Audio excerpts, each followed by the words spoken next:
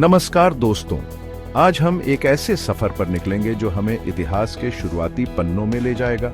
हम बात करेंगे राज्य की उत्पत्ति की, उस व्यवस्था की जो आज हमारे जीवन का अभिन्न अंग है। दोस्तों, मानव इतिहास के प्रारंभिक काल में जब लेखन कला का आविष्कार नहीं हुआ था, मनुष्य छोटे छोटे समूहों में रहता था जिन्हें हम जनजातियां कहते हैं। ये जनजातियां रक्त संबंध, भाषा और संस्कृति के बंधन में बंधी होती थीं। इनका जीवन सरल था, प्रकृति के करीब। हर जनजाति का एक प्रमुख होता था जिसे उसके अनुभव, बुद्धि या शक्ति के आधार पर चुना जाता था।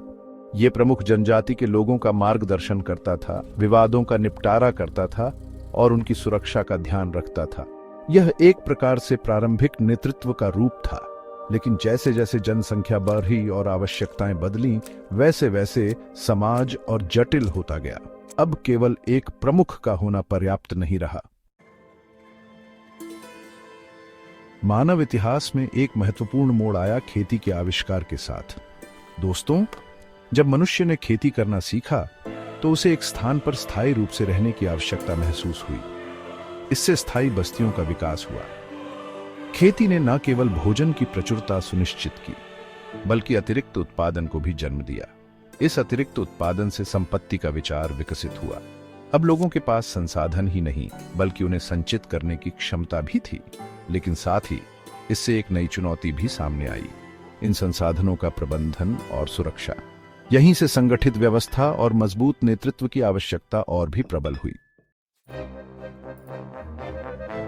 दोस्तों, जैसे जैसे संपत्ति का महत्व बढ़ता गया, वैसे वैसे संघर्ष भी बढ़ने लगे। भूमि, पानी और अन्य संसाधनों पर अधिकार को लेकर विवाद होने लगे। जनजातियों के बीच संघर्ष छिड़ने लगे। ऐसे में समाज को एक ऐसी शक्ति की आवश्यकता हुई जो इन विवादों को निष्पक्ष रूप से सुलझा सके, जो समाज में व्यवस्था बनाए रख सके। यहीं से राज्य के विचार की नींव पड़ी।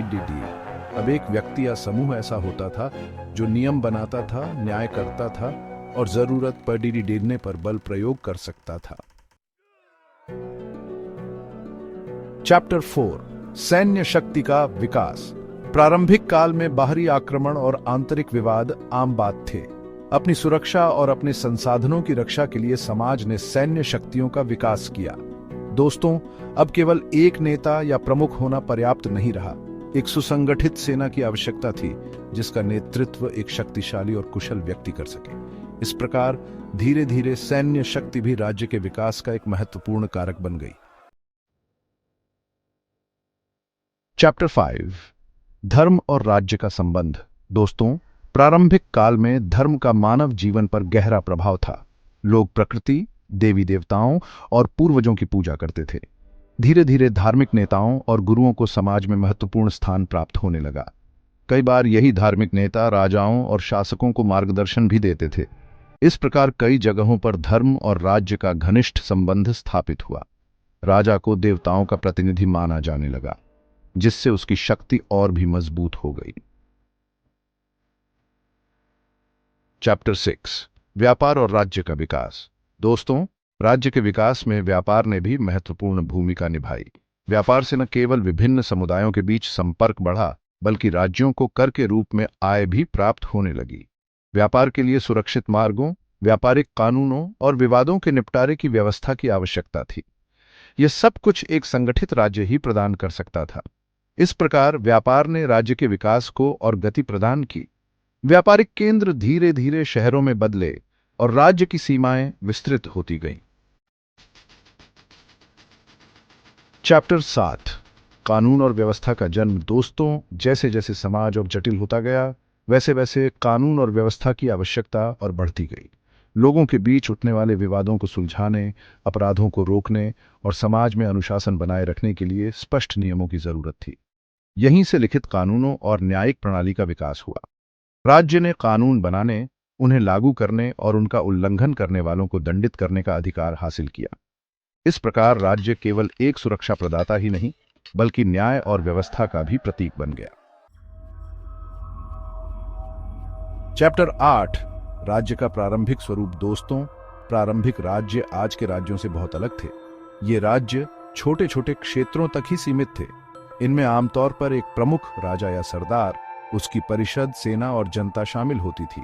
इन राज्यों का मुख्य कार्य रक्षा, संसाधनों का प्रबंधन और कानून व्यवस्था बनाए रखना था। धीरे धीरे इन राज्यों ने अपनी सीमाओं का विस्तार किया, नए नए क्षेत्रों को जीता और अपनी शक्ति और प्रभाव को बढ़ाया। यह प्रक्रिया धीमी और कठिन थी, लेकिन इसने आधुनिक राज्यों की नींव रखी जो आज हम देखते हैं।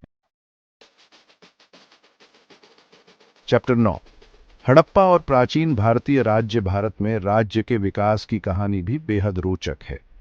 दोस्तों, यहाँ हमें सिंधु घाटी सभ्यता जैसे सुविकसित नगरों के अवशेष मिलते हैं, जहाँ एक संगठित शासन प्रणाली का होना स्पष्ट है।